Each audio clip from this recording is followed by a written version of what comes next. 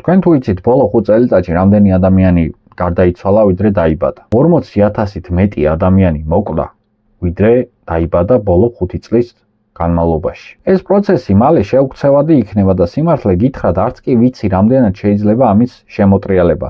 სულ რომ ყველაფერი გაკეთდეს მაგისთვის. ანუ სრულიად გაუგებარია, როგორ აპირებს ჩვენი ბედკრული ქვეყანა შემდეგ 5 წელიწადში სულ მინიმუმ 40,000-ით მეტი ბავშვის დაბადებას.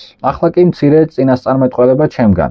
2028 წლის არჩევნები დადგება. ქართული ოცნების წარმომადგენლები, როგორც ყოველთვის, გამოვლენ და იტყვიან, რომ აგერ ნაცები ბრუნდებიან.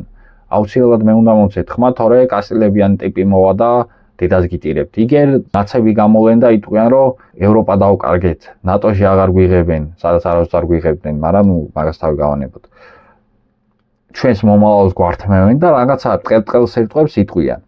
თქვენ პატივცემულო მაყურებლებო, ის კი არ უნდა გააკეთოთ, რომ მაგ სისულელეებს აყვეთ, იმიტომ რომ გატყუებენ.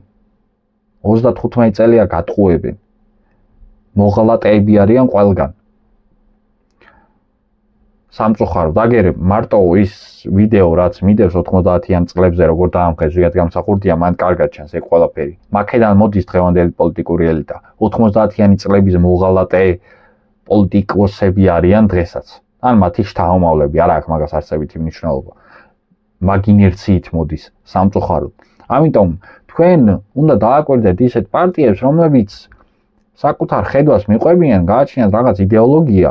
ამ შემთხვევაში არავის არ ვასახელებ, იმიტომ რომ ამ ვიდეოს არსი ეგ არ არის. საბოლოოდ ამ ვიდეოს შინაარსი ის არის, რომ ხალხს თუ მოუნდება, ყველაფრის შეცვლა შეუძლია.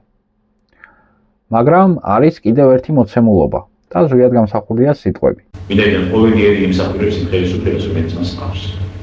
ეს ადაბალებს. ამიტომ დავიმსახურებდეს. და კი, ეგ ნამდვილად ეგრეა. რის იღირსებიც ვართ, ის ყავს.